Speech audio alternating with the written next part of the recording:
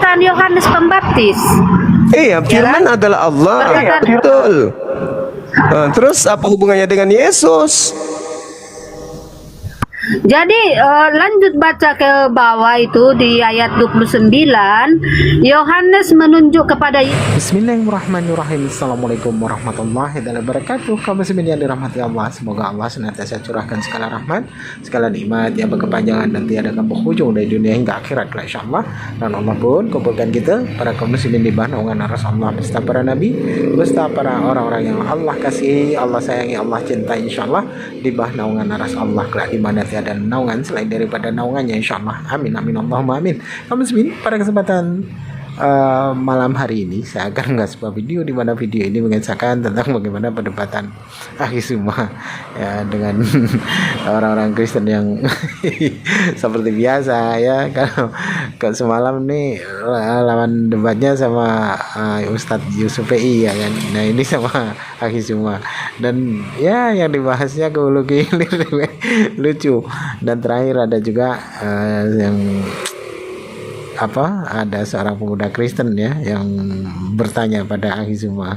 Baik kaum muslimin, demikian videonya.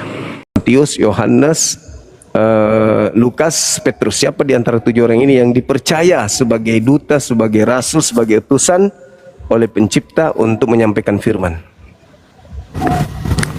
Kalau yang saya pernah dengar Bang, di situ kan Yesus dia tidak seperti, maksud saya dia tidak seperti nabi-nabi lain, contoh Musa bertemu Allah kan begitu, bertemu jadi berbicara dengan Allah, dikasih tugas untuk pembebasan bangsa Israel, maksudnya ada komunikasinya begitu.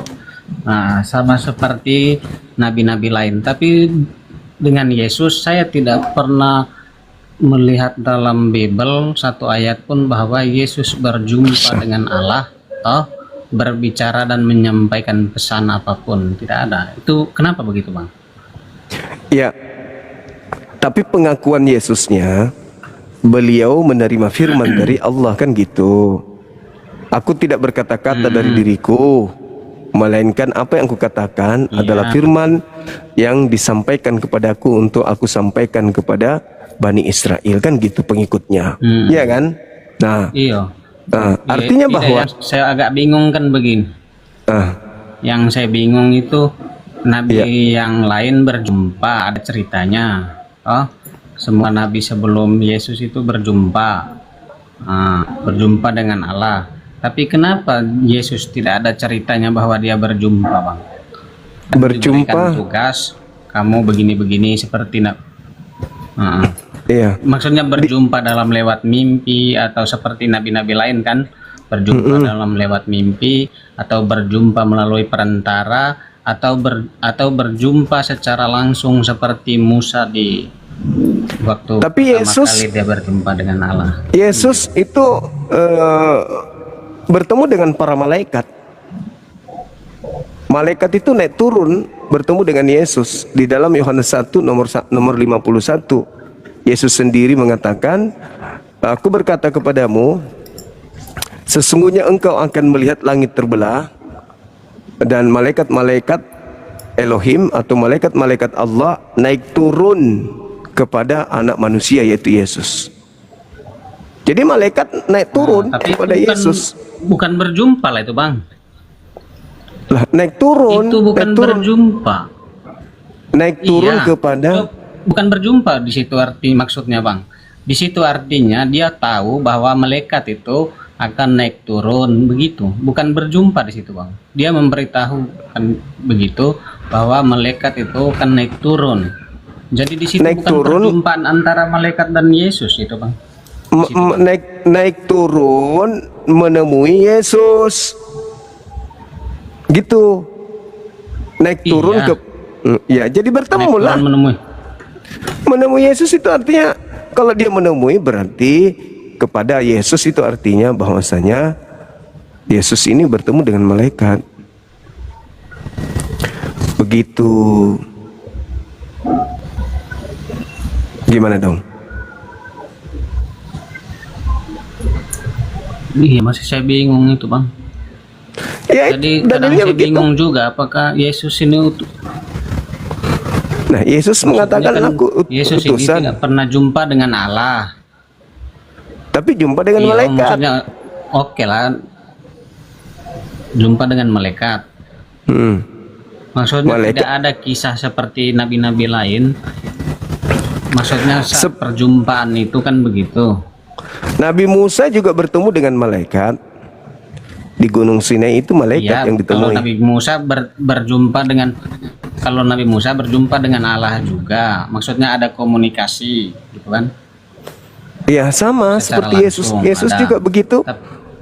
Yesus juga begitu. Maka terdengarlah suara dari langit, inilah anakku yang kukasihi, kepadanya aku berkenan.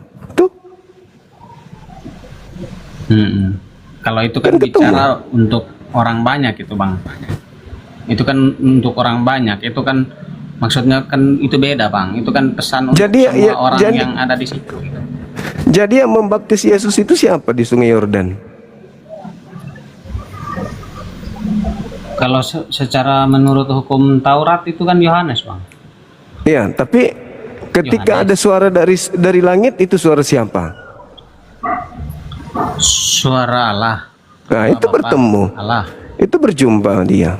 Berjumpa mereka berarti. Iya, maksudnya tidak ada penyampaian wahyunya kan, pesannya. Kamu sampaikan seperti ini, tugasmu seperti ini kan begitu. Seperti Musa, tugasmu membebaskan bangsa Israel. Begitu, Bang. Nah, berarti dia tidak sama Musa kan? Berarti Yesus tidak sama seperti Musa. Di dalam Yohanes 14 nomor 24, Yesus sendiri berkata, firman yang kau dengar dari mulutku itu bukan dari aku, tetapi dari Bapa yang mengutus aku. Iya. Berarti Yesus ini menyampaikan firman dari Bapa. Iya, Kan itu paham, pengakuan Bang. Yesus. Maksudnya paham Yesus itu utusan. Apa yang dia katakan bukan dari dia. Paham saya. Cuman yang saya agak bingung, maksudnya pesan-pesan yang disampaikan ke dia itu tidak ada diceritakan di Bible seperti nabi-nabi lain kan begitu. Ya kan? Maksudnya apa ini? Contoh Musa. Berarti dia Musa. bertemu dengan Allah. Ya, Di toh? mana? Dikasih Di mana tugas ke ceritanya? Musa. Di mana ceritanya Yesus bertemu dengan Allah sementara Musanya itu bertemu dengan para malaikat? Musa ada bertemu dengan Allah, Bang. Dia mendengarkan suara Allah, iya. Coba lihat di Itu dalam kan dia- kisah Pak. Allah itu kan dia berupa api. Iya, Yang tapi itu disemak kan menyala-menyala. itu malaikat, itu bukan Allah, itu malaikat. Allah, tapi dia memperkenalkan dirinya kan ada itu, Bang. Iya, Tulis. makanya Yesus mengatakan siapapun yang diserahi tugas untuk menyampaikan firman, maka dia adalah Allah meskipun dia malaikat. Sama seperti Musa di Keluaran 7 nomor 1. Musa diutus sebagai Elohim, sebagai Allah kepada Firaun. Nah, coba lihat di dalam Kisah Para Rasul 7 nomor 35. Bisa nggak dibaca? Ya ini jaringan saya ini agak ini, Bang, error, Bang, laptopnya, Bang. Di situ dikatakan bahwasanya Musa inilah yang menjadi yang telah mereka tolak. Di situ dikatakan Musa inilah yang mereka tolak, yang kemudian diutus oleh Allah sebagai pemimpin bagi mereka, yang menerima pengajaran dari malaikat-malaikat yang menampakkan dirinya di semak duri kepada mereka. Jadi yang datang kepada Musa itu adalah malaikat yang muncul di semak duri. Lalu 38-nya, Musa inilah yang menjadi perantara di sidang padang gurun di tengah-tengah malaikat, di antara yang kemudian berfirman kepada malaikat yang datang kepada yang berfirman kepada Nabi Musa di Gunung Sinai. Itu jelas itu. Berarti yang datang kepada Nabi Musa itu malaikat, tapi dianggap Tuhan. Kenapa? Karena malaikat ini penyampai firman. Maka ketika malaikat berkata kepadanya, dinarasikan, maka berfirmanlah Tuhan kepadanya. Padahal yang berfirman itu adalah malaikat. Karena malaikat dianggap Tuhan sesuai dengan pengakuan Yesus di Yohanes 10, 34, 35, 36. Siapapun yang diserahi tugas menyampaikan firman, maka dia adalah Tuhan. Jadi Yesus sebagai penyampai firman ya Iya. bisa mengaku Tuhan karena dia sudah menyampaikan firman Tuhan, tapi bukan berarti dia Tuhan gitu.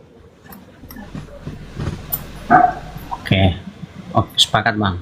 Terus Oke. yang itu Bang, yang di satu lagi Bang, yang di Wahyu 19:7 itu kan di situ kan ada bicara perkawinan anak domba. Maksudnya berarti anak domba kawin atau gimana maksud menurut Abang? Nah, perkawinan. Domba kawin. Nah, itu juga yang biasa saya bahas sama Iya, yang di Wahyu. 19 nomor 7. Iya. Itu juga Iya, yang maksudnya sering saya pemahaman Abang apa itu maksudnya? ya yang Emang namanya. anak domba kawin. Nah, itu dia. Kalau menurut saudara gimana? Ya Abang dulu lah, kan Abang gurunya di sini kan begitu. Kalau kalau saya, Ya, kalau yang Anda mengakui guru lah kan jelas duluan mengajarkan saya kan begitu. iya. Jadi kalau kita Di berbicara, situ marilah kita bersuka cita dan bersorak-sorai memuliakan Dia, toh? Karena hari perkawinan anak domba Allah tiba dan pengantinnya telah siap telah sedia. begitu. mm, Nah, maksudnya ya mungkin mau pengantin, mau emang kawin. Yesus iya, maksudnya menurut Abang bagaimana ini? Yesus kawin di surga begitu? Iya, kawin dia dan mempelai laki-laki, sementara mempelai wanitanya itu adalah jemaat-jemaatnya, yaitu Kristen. Katanya sih begitu. Jadi kalau Ya, logis orang-orang kayak itu Bang. Hah? kawin begini kan atau bagaimana kawin yang dibicarakan? Iya, itulah makanya kalau dikatakan Kan Abang tidak ada gurunya kawin. kan di sini Abang gurunya. Nah, kalau Ya dikatakan kan? bahwasanya Coba tidak ada Abang kawin jelaskan. mawin, Yang saya paham kawin itu kan begini, tidur sama kan begitu. Ya kan? Pada akhirnya ada malam pertamanya kan begitu. siap. Menurut guru bagaimana ini pemahamannya? Emang begitukah? Iya, artinya bahwasanya ketika saudara-saudara mengatakan tidak ada kawin mawin di surga, faktanya Yesus kawin mawin di sana. Itu jadi dua laki-laki, pandangan. perempuan juga dia kawin semua. Iya, jadi mempelai wanita. Jadi laki-laki tahu mau perempuan maupun bencong juga dia malam pertama kan semua begitu.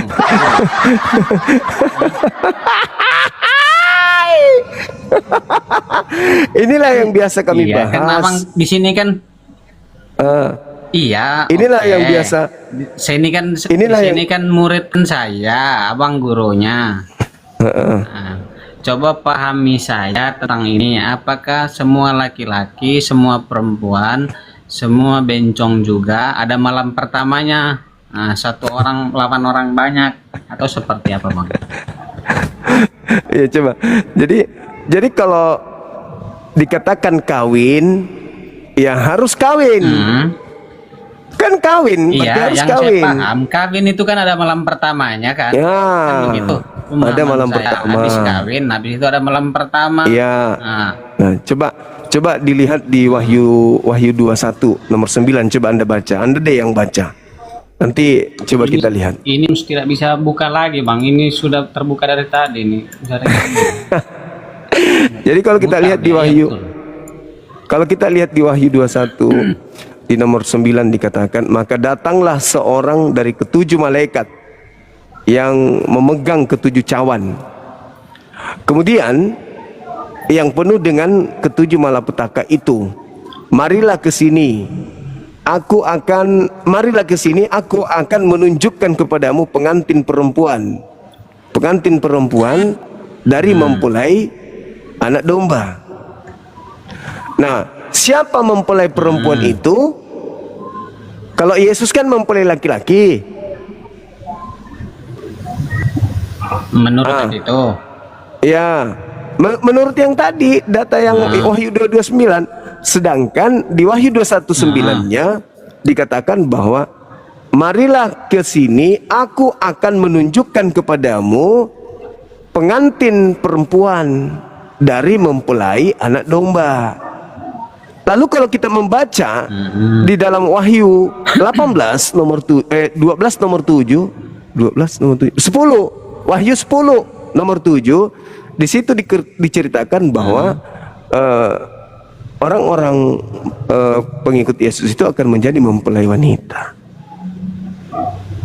Yes, mempelai pria. Berarti bukan kawin seperti yang saya mengerti ya Bang? Saya tidak paham. Ya kan? Saya tidak ngerti kalau itu. Saya tidak ngerti kalau itu. Saya tidak ngerti. Yang pasti Yesus mempelai wanita laki-laki, Kristennya itu adalah mempelai wanita. Ya. Berarti Coba bayangkan. belum mengerti semua ini. Bukan tidak mengerti, bukan tidak mengerti. Bukan tidak mengerti. Nah, kalau mengerti coba katakan. Coba Yang kalau saya paham ya kata. ya. Yang saya paham kawin itu habis kawin ada malam pertama. Nah, Kalau itu guru juga bilang pemahaman saya.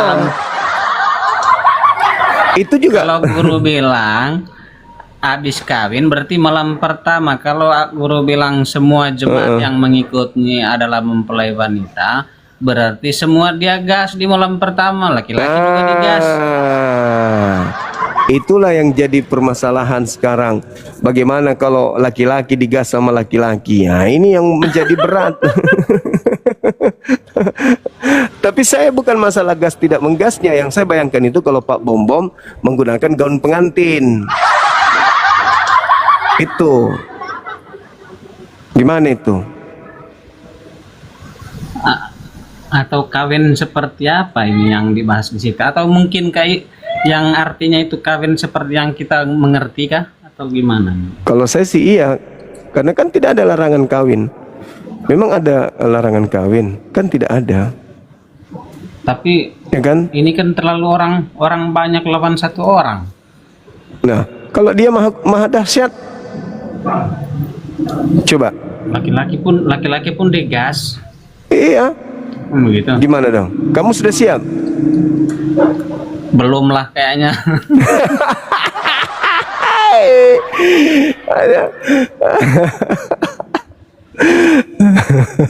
Berarti harus ke neraka aja ini daripada digas di atas kan gitu.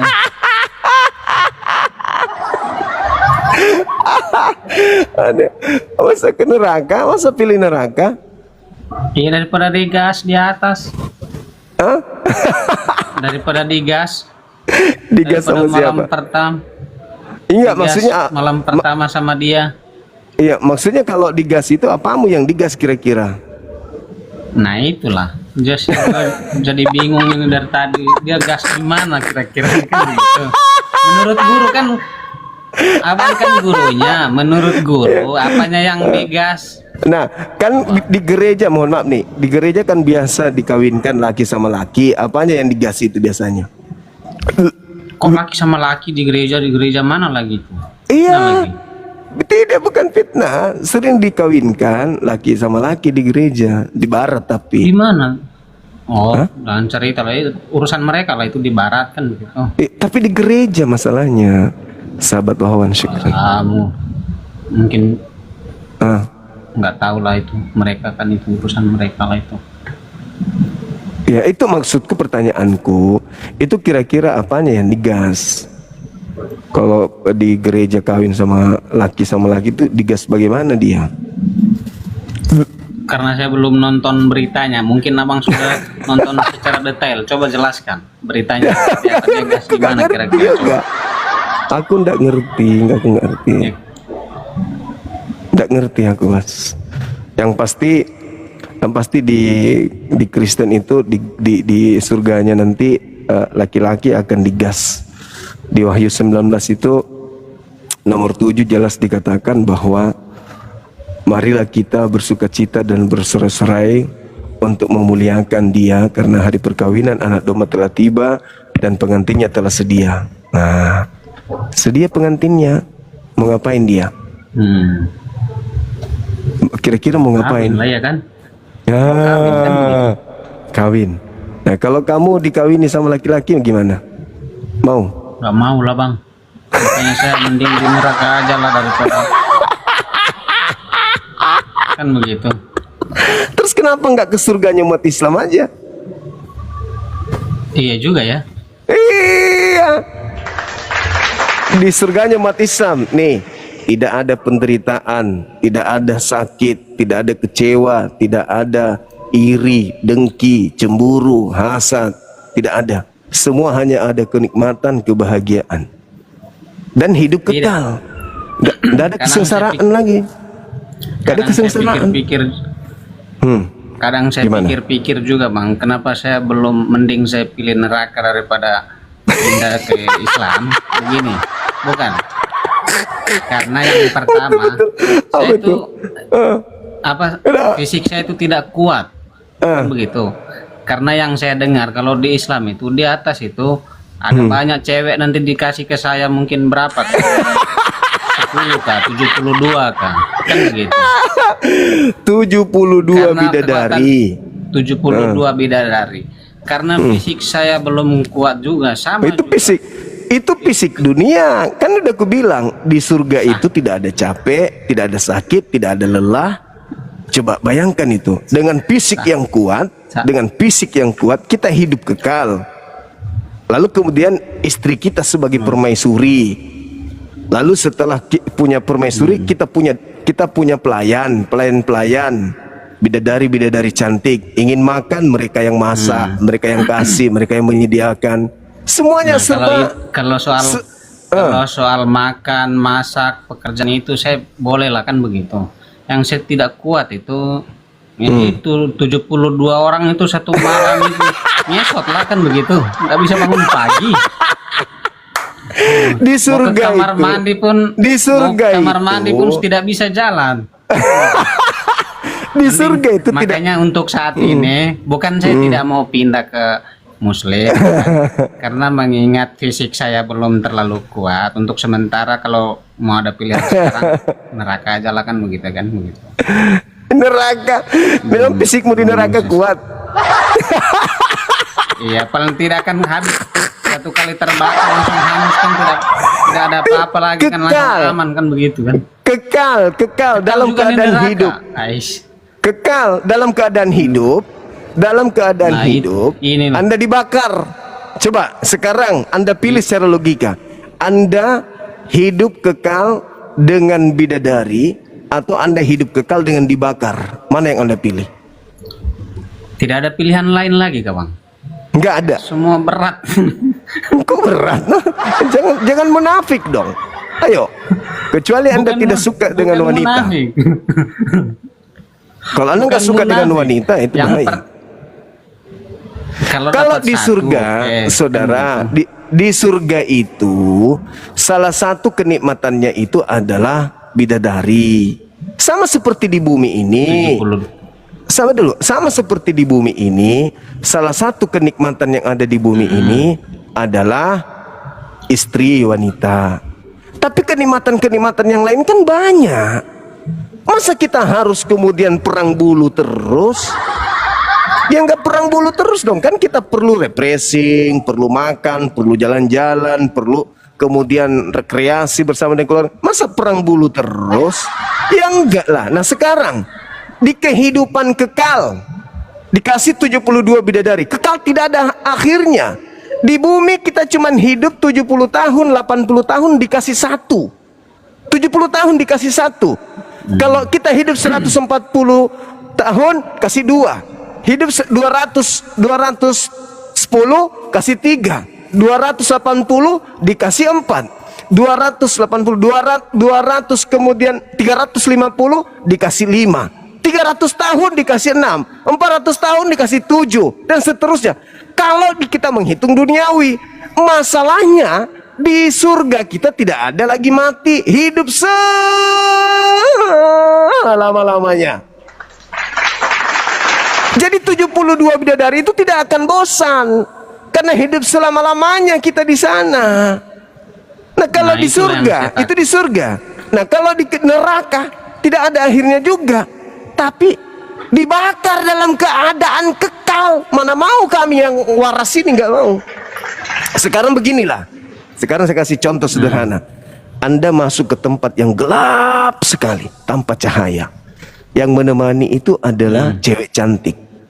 Dengan masuk di tempat yang gelap sekali.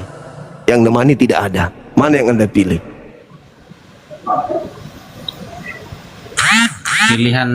Pilihan normal ini. Iya, Sebagai yang mana yang manusia. Anda pilih? Iya, yang mana Anda pilih? Di tempat gelap ditemani cewek cantik, atau di tempat gelap ditemani ular naga? Mana Anda pilih? Ular naga gitu.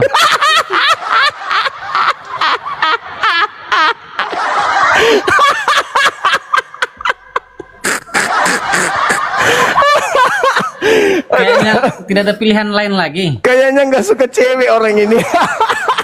Bukan begini. Saya pilih dengan naga, saya mati juga dimakan naga.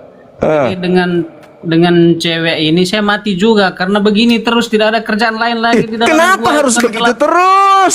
Anda salah. Karena mau begitu terus. Jangan. Ngobrol aja, ngobrol sharing. Orang cuman berkasih sayang. berdua kan begitu. Ya, masa mau begitu terus? Berarti kau itu pikiranmu memang piktor. Pikiran kotor. Wanita kita itu teman kita ngobrol, teman kita bersenda gurau, teman kita bertukar pikiran, teman kita kemudian sharing. Berbeda dengan ular naga. Mau sharing apa? Topak. Baru Berarti ngomong kalau sedikit. dia rayu, kalau sayanya cuman mau ngobrol tapi perempuan itu rayu gimana, Bang? Ya, tergantung. Kembali kepada Anda. Normal itu namanya. Yang salah itu kalau Anda dikejar perempuan terus Anda lari.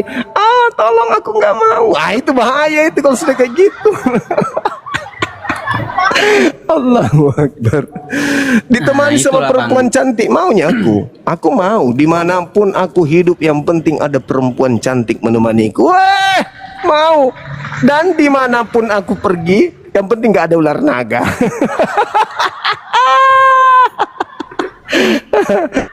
Pilihlah itu surga. Yang mana yang rasional?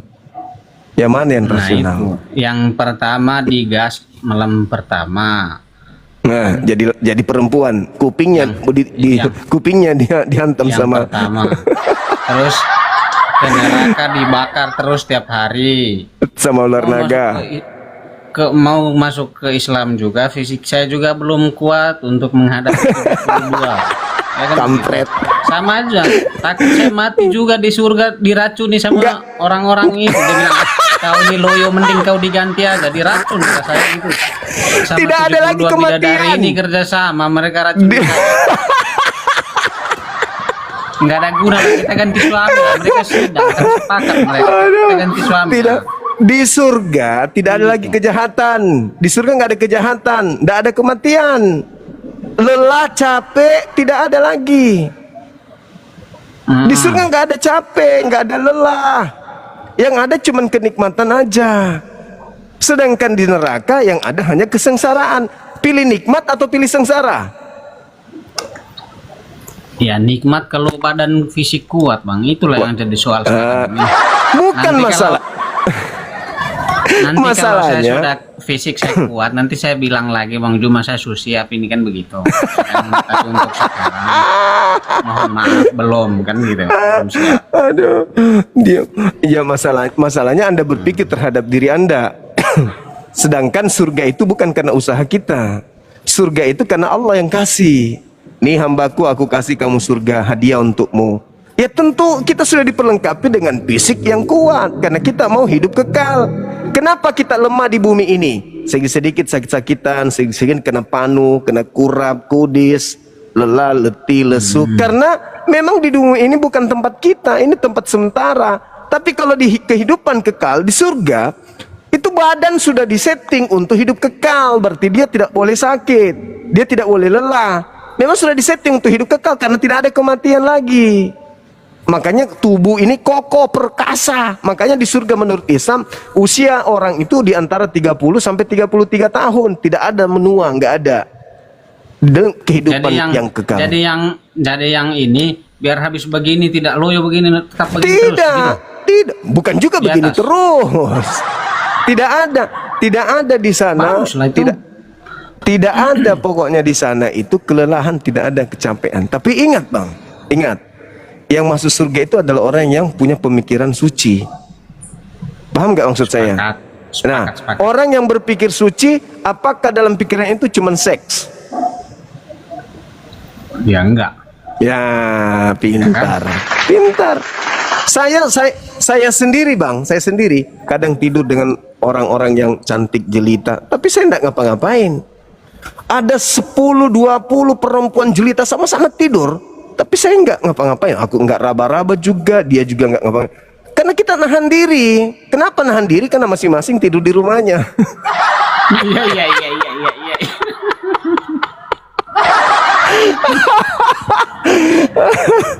Begitu saudaraku. Jadi bayangkanlah itu kalau kamu masuk ke surga, di sana ya kamu dijadikan mempelai wanita. Kira-kira gimana itu? Ya, Ma- itulah. di Makanya di kehidupan kekal kau jadi mempelai wanita. sebenarnya dari kemarin ini saya baca ini ayat yang Wahyu 19:7 ini. Tadi malam tidak bisa tidur. Pikiran saya. Iya, pikir habis kawin itu malam pertamanya gimana? Dia gas saya di mana kan gitu. Malam tidak bisa Allahu tidur. Akbar. karena karena yang paham yang saya kawin ya begitu, apa pengalaman saya gitu, habis kawin begini, ada malam pertamanya, ada gas-gasnya kan gitu. Saya tidak bisa tidur tadi malam. Karena nanti digas. Makanya tadi saya naik ini, saya buka memang ini, nanti saya tanya guruku ini apa dia paham tentang Iyalah, ini. pastilah, pasti paham. Itulah yang Tapi kali dikatakan. guru Zat. bilang, tapi kalau guru bilang paham sama dengan yang saya paham juga, bahaya juga. Ternyata ternyata gas juga yang paham. Aduh. Iya, pastilah gitu, nggak mungkin tidak. Karena kalau tidak ini, tidak kawin lalu apa lagi? Kan nggak mungkin nggak kawin. Kawin itu kan artinya, Matius 25 nomor 10 coba baca. Baca dulu itu. Mungkin itu solusinya. Matius 25. 25. Iya. Nggak bisa, kayaknya belum bayar wifi ini bang. Kenapa ini? Laptopnya Kok nggak dong? bisa. Iya, dia mutar-mutar ya. Oh, kok dong. Dia putar-putar kan. Oh, alah. Nggak bisa Kasihan juga gerak. sih. Nggak bisa gerak. Nah, tapi di HP ini cepat. Oh ya?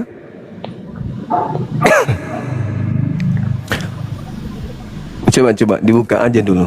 Bisa? Belum bang, tunggu.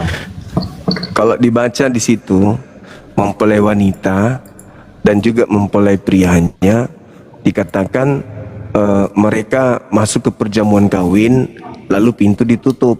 Nah, gimana dong? Kalau ada orang kawin langsung masuk kamar lalu pintu ditutup, ngapain kira-kira mereka di dalam? Ya paku lah kan gitu. Ya toh? Tapi mempelai wanita dan pria masuk ke dalam kamar, Kamar, iya. lalu mereka Ya saling tutup ya, pintu. paku lah di dalam, paku kan begini. Ya toh? Itu tertulis di Matius 25 nomor 10. Baca lagi. Kamu yang bagus kalau baca, silakan. Iya, ini tidak bisa nih bang. Di HP. Harus restart ulang kayaknya.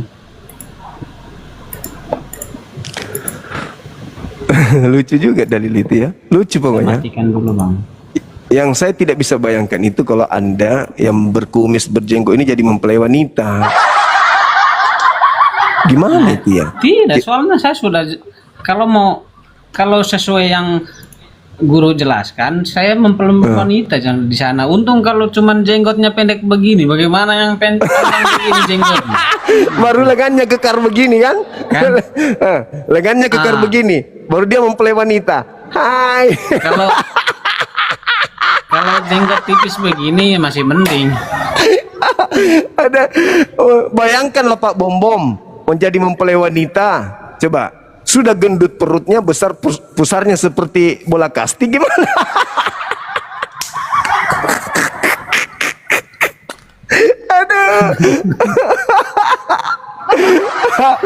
Allah Akbar.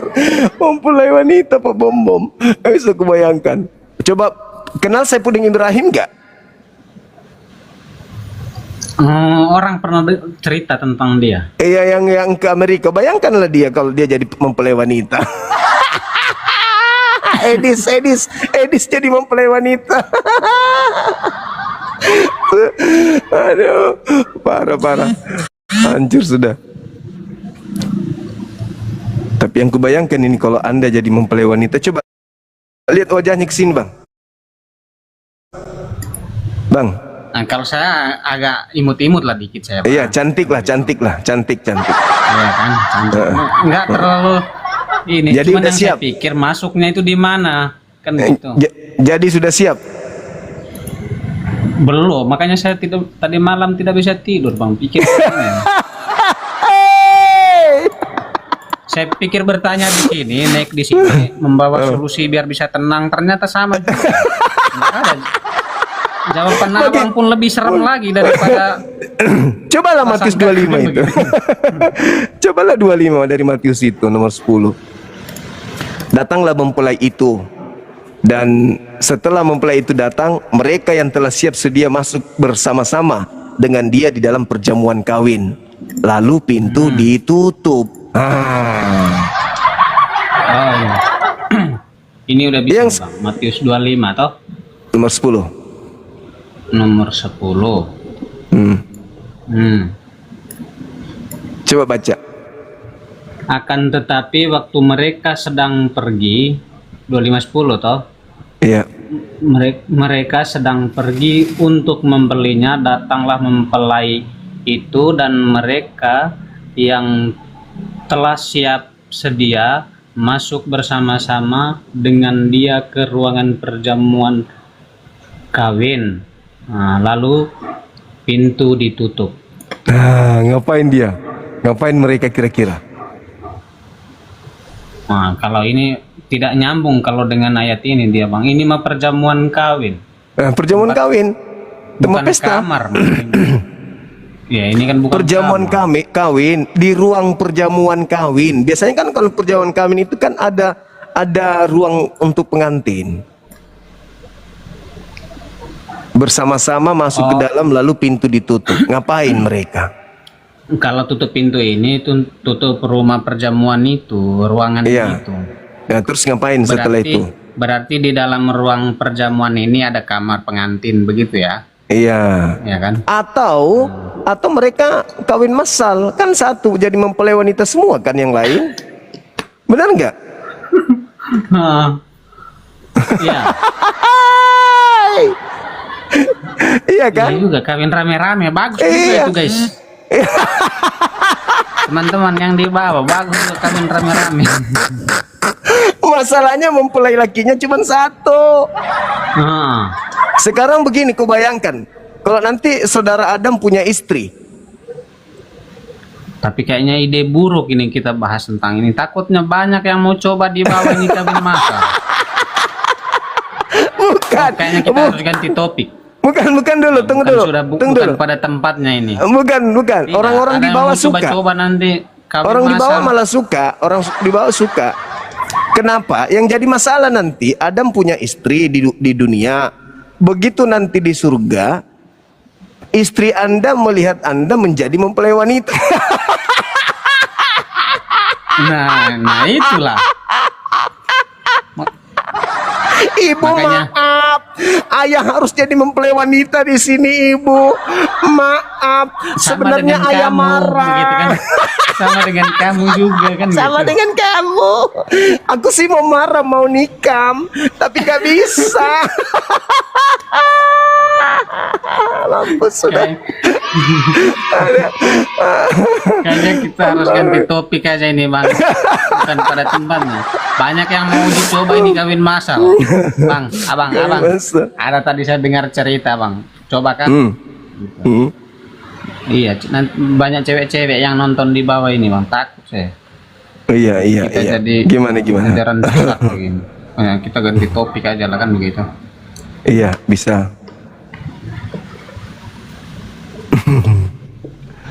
Allahu Jadi kalau Akbar. ada yang mau naik aja yang di bawah, Bang. Boleh, boleh. Tunggu.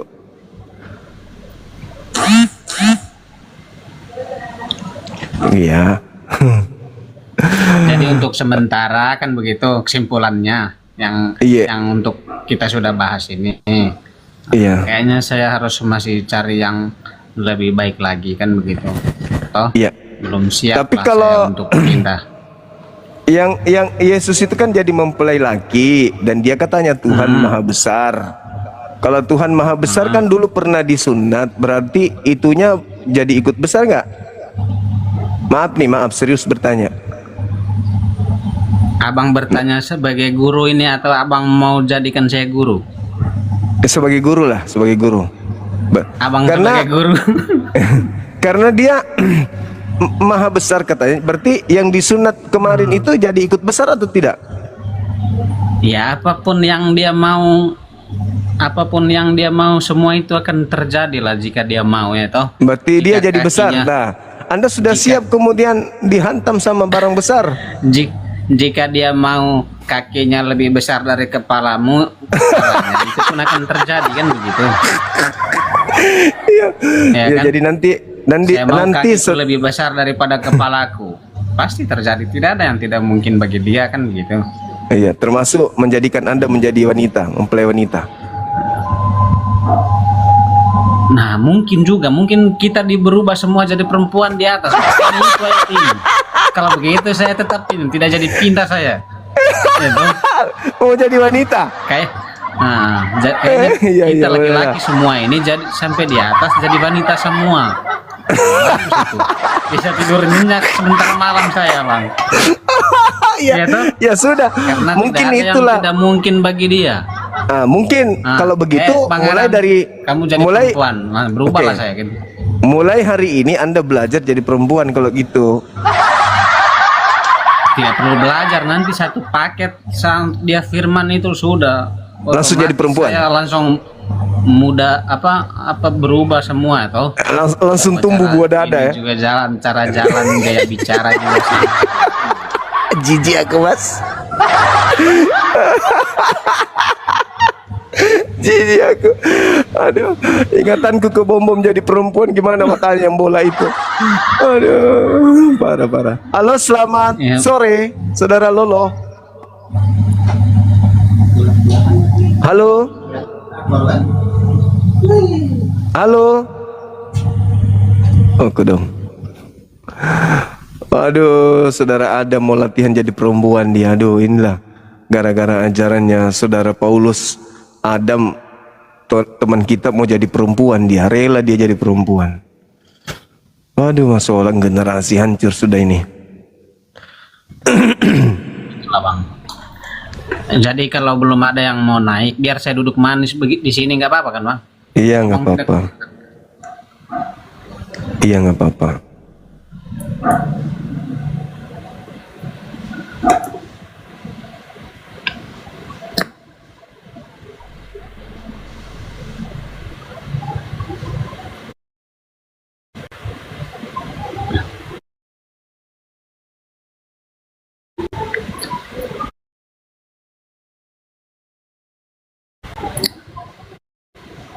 Yang di bawah nonton, jangan hanya nonton guys, salin tautan. Nah, salin tautan coba. Ini penontonnya cuan ini gimana?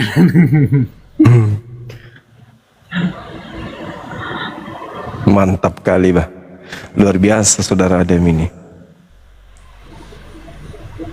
Nah, begitu teman-teman, salin tautan. Salin tautan semua dulu. Iya. Tanda panah kanan yang di bawah itu belum bergerak, itu sudah bergerak. Nah, terus semuanya teman-teman. Nah, satu orang 5 sampai 10 kali salin tautan satu orang. Maksudnya apa itu? Salin tautan, Bang. Salin tautan maksudnya? Hanya biar penonton naik, orang bilang begitu. Oh, begitu. Saudara Adam kita ini lucu, pokoknya lucu lah. Abang ini lucu gitu. Tadi yang Anda yang naik di sini itu Dinda Ardiansa itu pakar manuskrip itu.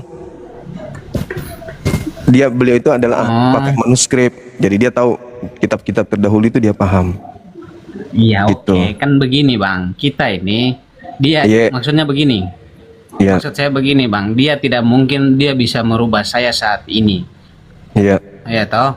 Kita yang Betul. bicara ini kan Abang bicara tentang kebenaran Abang, ya toh. Iya. Atau Iya. apapun apa yang kita cerita, intinya ini kita mengedukasi orang yang mendengar, kan begitu. Betul. Nah, jadi kita bukan bicara kayak apa, kita bicara yang baik biar yang dibawa dengar, bukan apa istilah arti kata pun kita jadikan bahan perdebatan, bukan seperti itu gitu. Iya, Karena iya. kita ini bukan merubah saya untuk masuk Muslim atau sebaliknya, kan bukan gitu. Orang yang mendengar itu mengambil artinya apa gitu. Iya. Yang pasti saudara Adam sebentar sudah mulai latihan jadi perempuan. Sudah mulai Ya, jalan, iya. tangannya Iya. begini ya, ke pasar. Nah, kan begitu.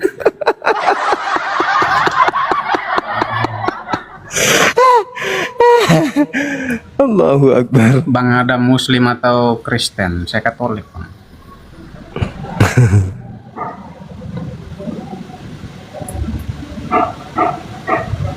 Iya. Ada lagi yang ingin disampaikan saudara Adam? Ya, untuk hari ini sekian dulu, Bang. Oke, saudaraku.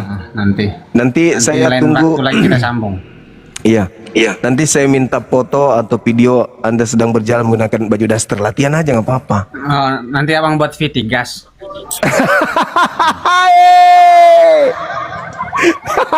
Nah. Iya. Oke, Bang, thank you ya. Oke. Makasih.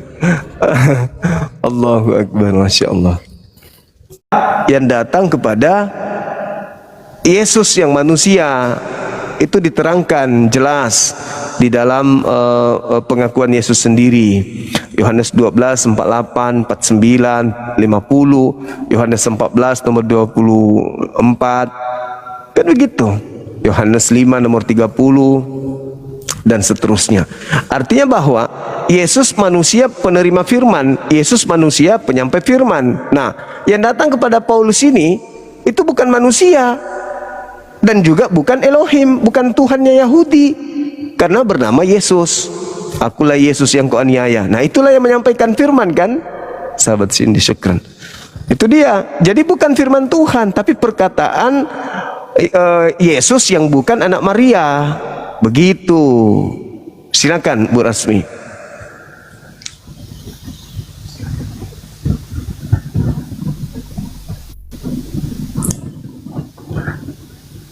Iya. Oke, lanjut. Akulah Yesus yang kau aniaya itu, dan itu bukan manusia, itu betul, tetapi berupa cahaya memancar dari langit.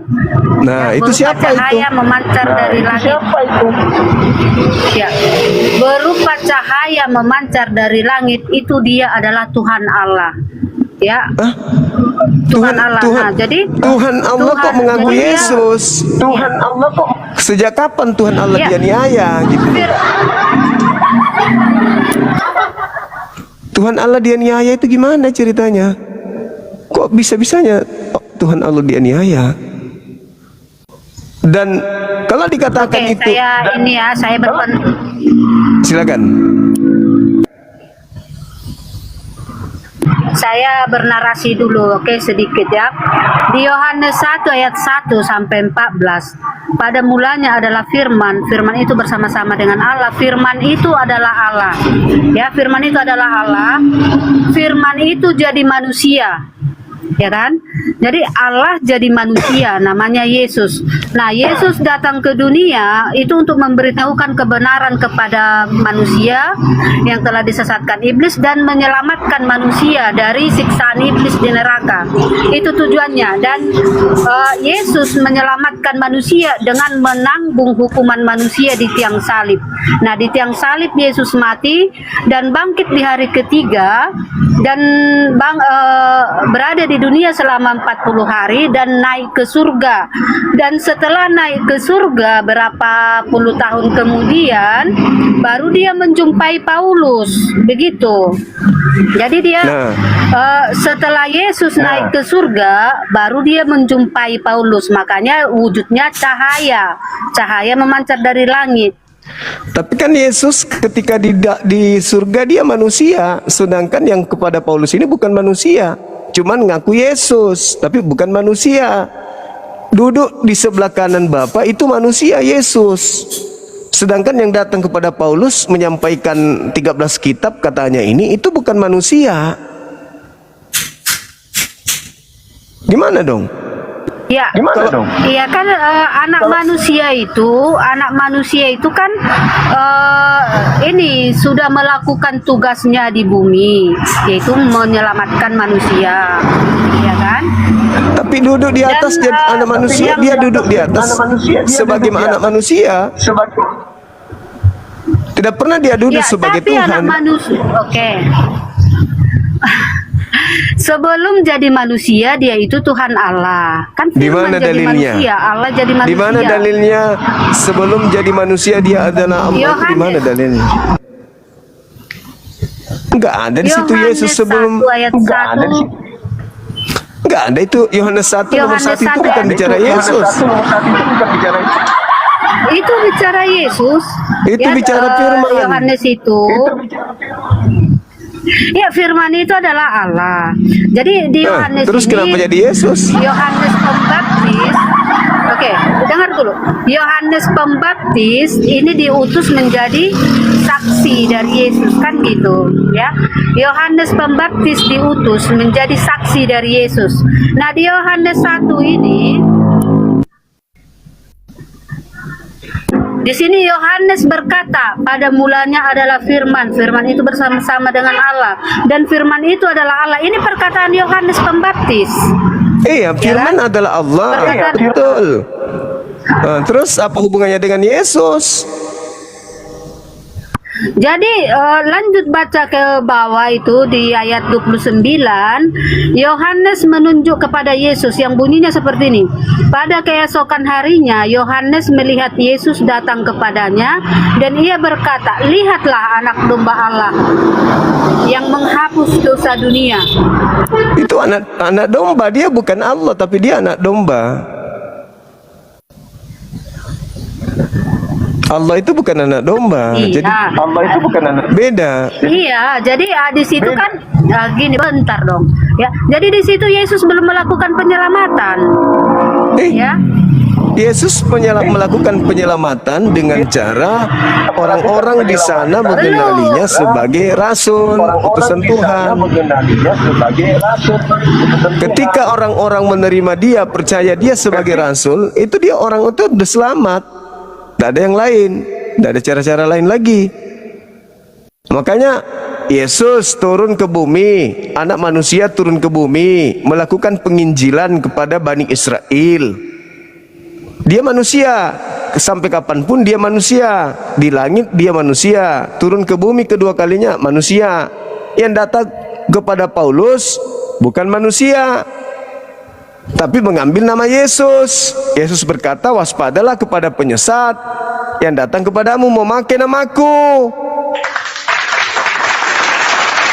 Yesus selama-lamanya manusia, tidak pernah berubah. Ibrani 13:8. Yesus kemarin, sekarang, dan sampai selama-lamanya tidak pernah berubah. Dia adalah manusia. Makanya datang kedua kalinya Matius 24 nomor 27, anak manusia naik, anak manusia turun, anak manusia duduk di sana, anak manusia di bumi, anak manusia di mana-mana. Yesus manusia. Sedangkan yang datang kepada Paulus bukan manusia, cuman pakai nama Yesus. Makanya muncul pertanyaan, 13 bukunya ini dari mana? Bukan dari manusia, bukan dari Tuhan, lalu dari mana? Dari Yesus. Yesus ini siapa? Yesus manusia. Tidak, yang datang kepada Paulus ini bukan manusia. Nah, berarti kandidat yang satu. Waspadalah kepada penyesat yang datang kepadamu memakai namaku dan berkata, akulah Kristus. Mereka akan menyesatkan banyak orang. Begitu. Halo saudara, Aldos Blasing Tandelinting Mingkondok Diobela, selamat Halo, sore. Bang Juma. Ya, silakan buka Selamat sore, kamera. Bang Juma. Sore juga. Bagaimana yang datang Gelap, Bang memberikan Juma. 13 buku itu gimana ke Paulus? Siapa itu? Kalau yang saya pelajari sih itu kan Yesus yang menampakkan ke Paulus, Bang Juma. Tapi bukan manusia. Gimana itu? Iya, tapi Bukan manusia gimana dong? dalam menampakkan diri gitu. Iya tahu, menampakkan diri kok bukan manusia. Kalau Yesus yang menampakkan diri, berarti dia menampakkan manusia. Ini bukan manusia. Bagaimana caranya Anda mengatakan itu Yesus? Yesus menampakkan diri ya manusia dong. Sedangkan yang datang kepada Paulus bukan manusia. Nih, bagaimana itu? Bukan manusia yang datang kepada Paulus. Iya, Nah, terus apa itu? Kalau bukan manusia lalu apa? kan tapi kan Yesus juga gelarnya bukan manusia saja, Bang Juma. Bukan masalah gelar kawan. Ini bukan masalah gelar. Masalahnya bukan masalah gelar. Masalahnya yang datang ini bukan manusia. Gitu loh. Gimana yang datang bukan manusia? Kalau Tapi ngaku Yesus. Ya bukan Yesus lah. Tapi ngaku Yesus. Bukan Berarti Yesus, ada Yesus tapi ngaku lain. Yesus. Nah, itu pintar. Kan Yesus mengatakan, waspadalah kepada penyesat yang datang kepadamu memakai namaku. Memakai namaku. Berarti penyesatnya datang memakai nama Yesus. Waspadalah, kata Yesus. Gimana dong? Yesus yang mengatakan itu. Waspadalah kepada penyesat yang datang kepada kalian memakai namaku, tetapi bukan aku. Nah, iya, itu yang datang memang harus diwaspadai nanti. Yang memang harus diwaspadai nanti akan ada Yesus ya. kok nanti itu kan tuh mulai kambuh lagi. Kok baru-baru dari gereja lagi ya? Baru-baru dari gereja lagi ya?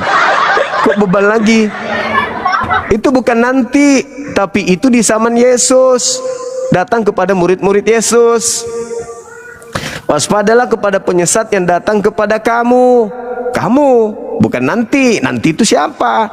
Kamu, berarti saat itu juga akan datang kepada kamu penyesat memakai namaku. Berarti penyesatnya datang kepada murid-murid Yesus mengaku Yesus. Gitu maksudnya.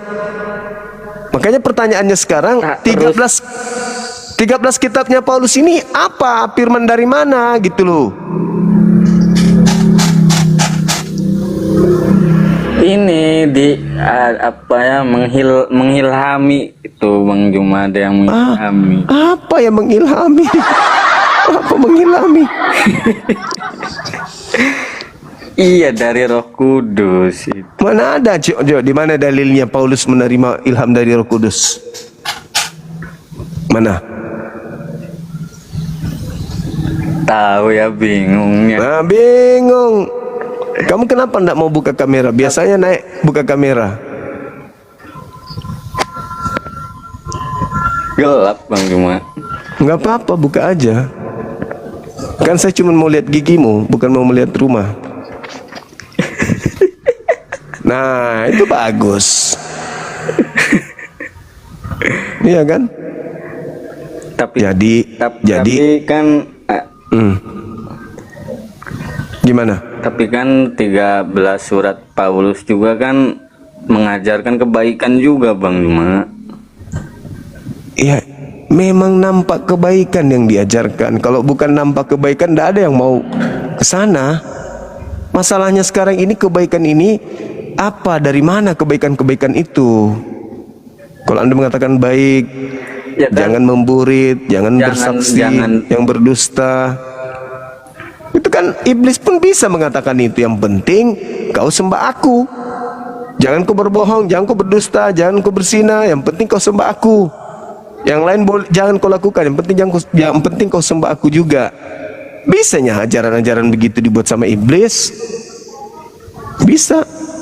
Sekarang yang jadi masalah, baik atau tidak baik itu bukan pokok. Sekarang sumbernya ajaran Paulus itu dari mana?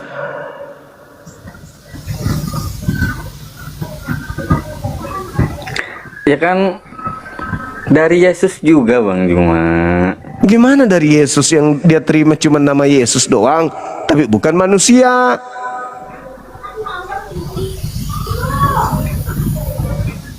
Terus menurut Abang Juma, Yesus di Alkitab itu ada berapa? Ya minimal dua. Karena Yesus sendiri mengatakan Kristus palsu. Maksudnya Yesus palsu akan datang. Untuk apa? Melakukan tanda-tanda dahsyat, melakukan mukjizat. Sekiranya mungkin untuk apa? Untuk menyesatkan orang banyak.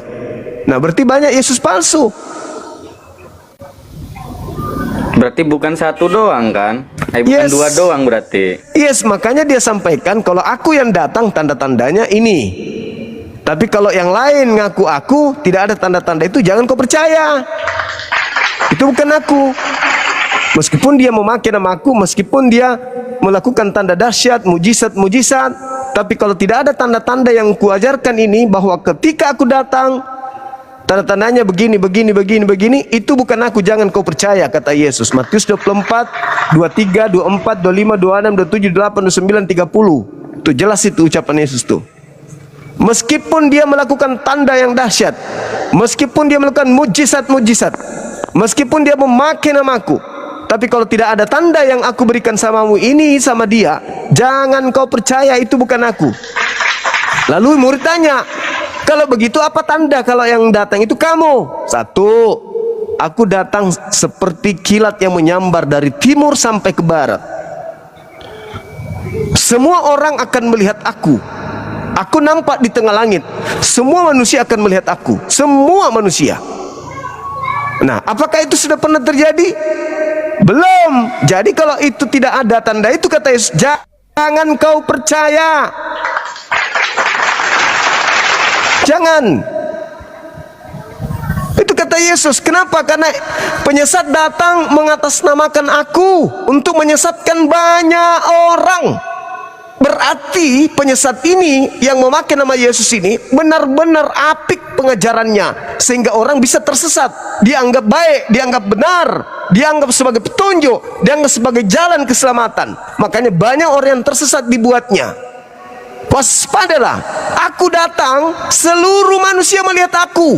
Aku nampak di tengah langit. Semua manusia akan meratap kalau aku yang datang. Selain daripada tanda itu, jangan kau percaya, itu bukan aku. Itu kata Yesus. Nah, kalian tidak mendengarkan itu, kenapa? Karena Yesus berpesan itu hanya kepada orang Yahudi. Sedangkan Kristen di Indonesia bukan mendengarkan murid-murid yang datang di Yahudi. Kalian mendapatkan pengajaran Kristen dari orang yang mengaku bertemu Yesus di luar murid. Siapa itu? Paulus. Setelah Paulus menerima pernyataan Yesus yang bukan manusia, Paulus tuliskan, kabarkan kepada orang-orang non-Yahudi. Orang non-Yahudi yang dasarnya memang penyembah dewa yang turun menjadi manusia, percaya. Lalu mereka yang percaya itu adalah Yesus, mengajar sampai ke kerajaan Belanda. Belanda masuk ke Indonesia, jadilah kalian pengikutnya. Gitu. Iya. Nah, sekarang pertanyaannya, apakah Yahudi hari ini keturunan murid-murid Yesus percaya kepada Kristus yang datang kepada Paulus? Percaya kagak? Ya memang mereka Yahudi nggak percaya. Berarti mereka mendengarkan nasihat Yesus. Kalian setelah mendengarkan berita itu dari Bible, Ada yang datang mengaku Paulus, kalian percaya? Mengaku Yesus, kalian percaya atau tidak percaya?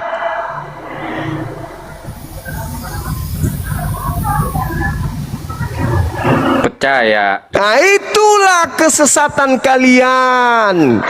Yesus yang mengatakan jangan kau percaya, kau malah percaya. Kenapa kau percaya? Karena kalian bukan pengikut Yesus. Kalian adalah pengikut orang yang pernah bertemu dengan Yesus tapi bukan Yesus, cuman mengaku Yesus doang. Tolong sadari itu kalau masih bisa. Tapi Bang Zuma, Ye. apa salahnya kalau kita ini kan mengikuti Kristus, Bang Zuma?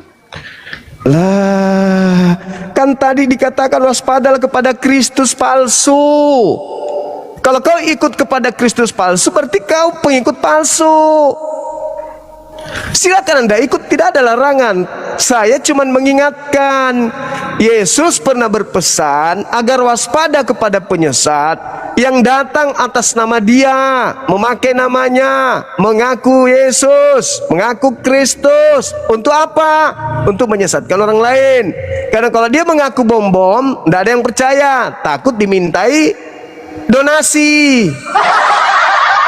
Makanya ndak ngaku bom-bom, tapi ngaku Yesus, biar laku gitu loh.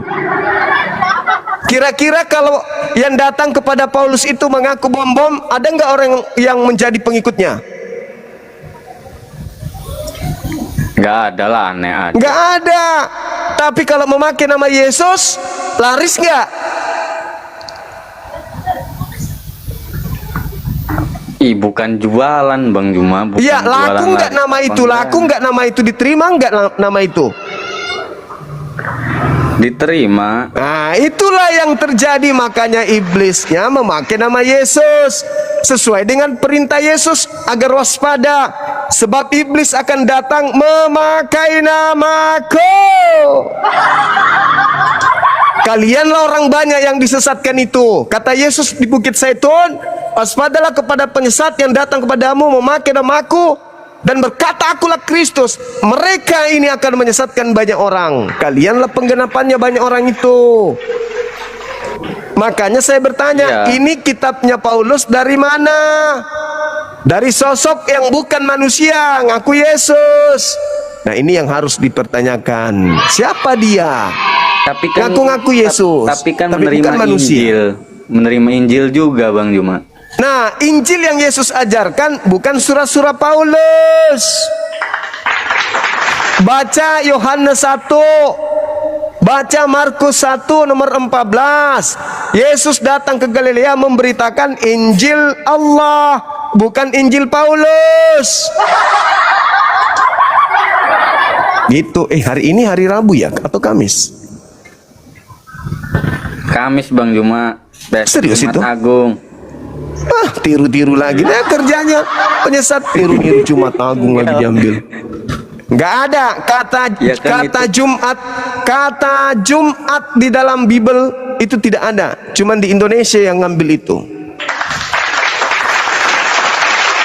Iya, hari sengsaranya Tuhan itu Bang Juma. Mama Tuhan kok sengsara. Besok Jumat. Nanti di hari ketiga bangkit, itulah yang dinamakan Paskah. Oh, kodong. Ya begitu serunya ajaran Kristen Bang Juma. Iya, memang seru lah. Masa nggak seru? Iya. Kan Yesus mengatakan ketika Kristus palsu itu datang, dia akan melakukan tanda dahsyat. Tanda dahsyat. Seru. Bayangkan saking serunya, Iya. seluruh raja-raja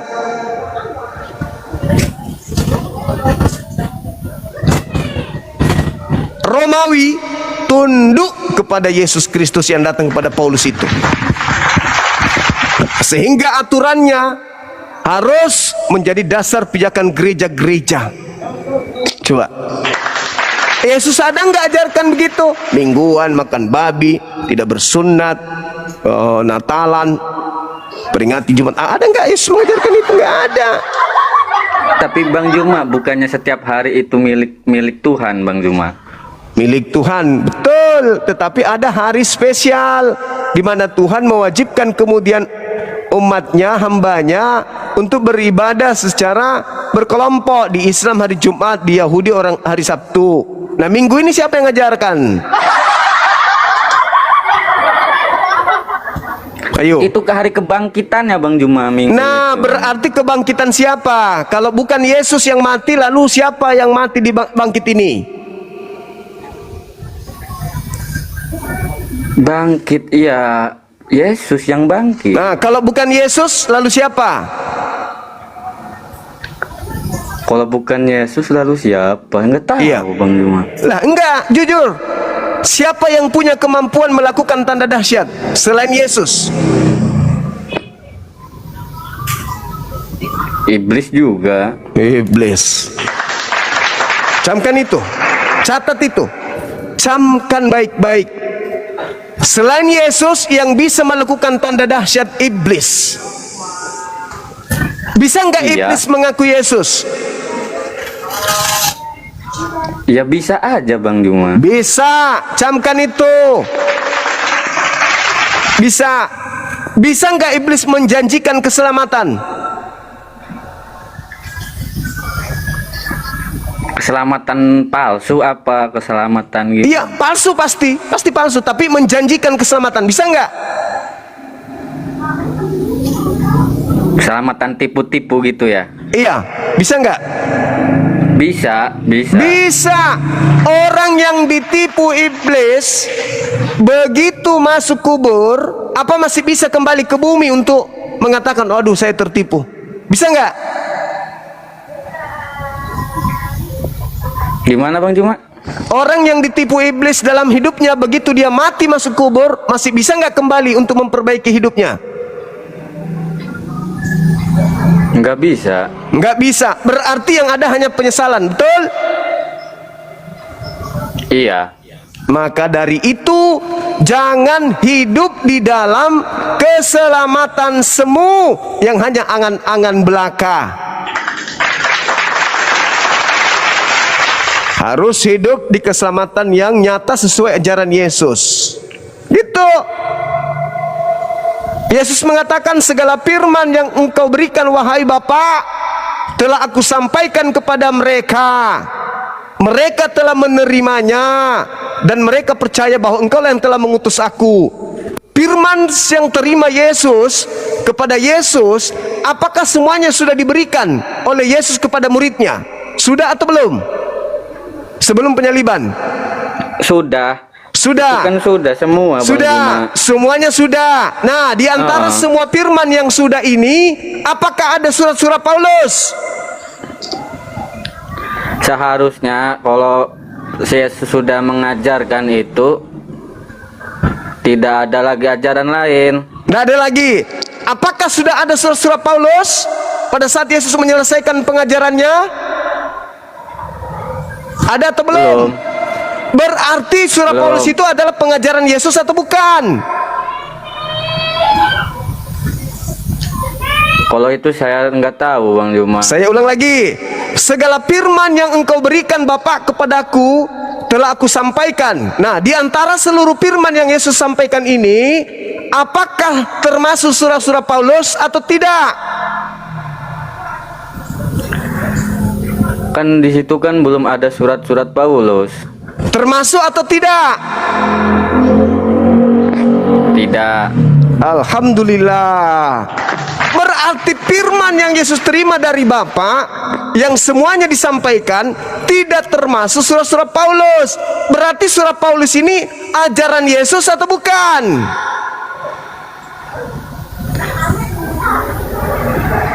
Iya harusnya bukan karena Bukan. Yesus kan udah Dah, selesai dah. dalam pengajaran. Bukan. Dah, titik. Kapan mau syahadat?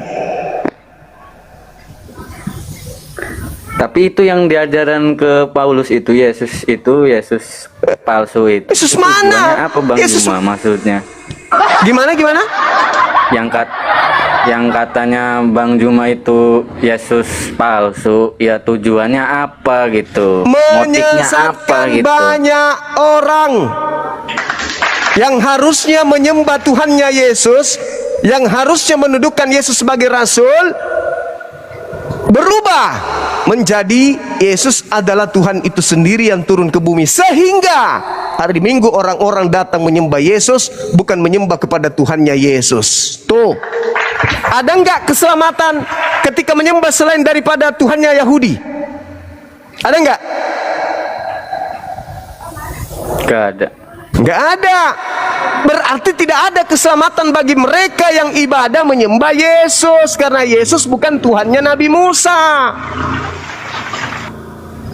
Tapi Jelas? kalau ada ayat yang mengatakan aku dan Bapa adalah satu, dan melihat aku adalah melihat Bapa, itu gimana? Nah, aku dan Bapa adalah satu, apakah termasuk firman yang segala-galanya disampaikan kepada Yesus? Termasuk atau tidak? Segala firman yang Bapa berikan kepadaku telah aku sampaikan kepada mereka. Apakah termasuk firman itu adalah Bapa dan aku satu? Siapa melihat aku melihat Bapa, itu diantaranya masuk atau tidak? Masuk. Nah, ternyata setelah itu masuk firman-firman itu kepada murid Yesus percaya Yesus sebagai apa? Tuhan atau utusan Tuhan? Penyampai firman. Tuhan atau utusan? Utusan. Utusan Tuhan. Berarti di luar ajaran Yesus dan murid Yesus, untuk menjadikan Yesus ini benar-benar Tuhan bagi pengikut Yesus yang datang kepada Paulus ini, mencomot-comot dalil-dalil di pengajaran Yesus, supaya orang di luar yang bisa disesatkan itu bisa yakin bahwa Yesus itu Tuhan. Seperti itu. Aku dan Bapa adalah satu. Siapa melihat aku, Anda melihat Bapa. Semua data-data itu dicomot untuk melantik yang datang kepada Paulus yang bukan Yesus tapi ngaku Yesus itu sebagai Tuhan, untuk mengkudeta Tuhannya Yesus yang satu-satunya Tuhan itu. Maka orang yang percaya kepada pengajaran Yesus yang datang kepada Paulus yang bukan Yesus, mengatakan Yesus dan Bapa adalah satu hakikat, tiga pribadi. Red. Yesus pernah mengajarkan aku dan Bapa satu hakikat? Tidak pernah. Oleh karena itu direnungkan lagi ya, adikku Alusius yang ganteng, sedikit agak manis dan cantik. Renungkan itu, pikirkan itu. Ya kalau bukan hari ini besok, yang penting belajar terus. Saya berharap habis Isya kamu masuk lagi ke sini, kita tanya jawab lagi. Kau boleh bertanya ke saya tentang Bible, boleh saya bertanya tentang Al-Quran. Boleh ya sebentar ya, masuk lagi sini ya. Ya. Oke, saya mau tutup karena saya mau maghrib dulu menyembah kepada Tuhannya Yesus, Tuhan yang juga Yesus sembah. Oke, makasih ya. Kutunggu Ki nanti datang Ki lagi ke sini. Oke? Oke Mi. Oke Mi. Mari Ki. Oke. Oke. Ih, pintar juga nah bilang oke Mi.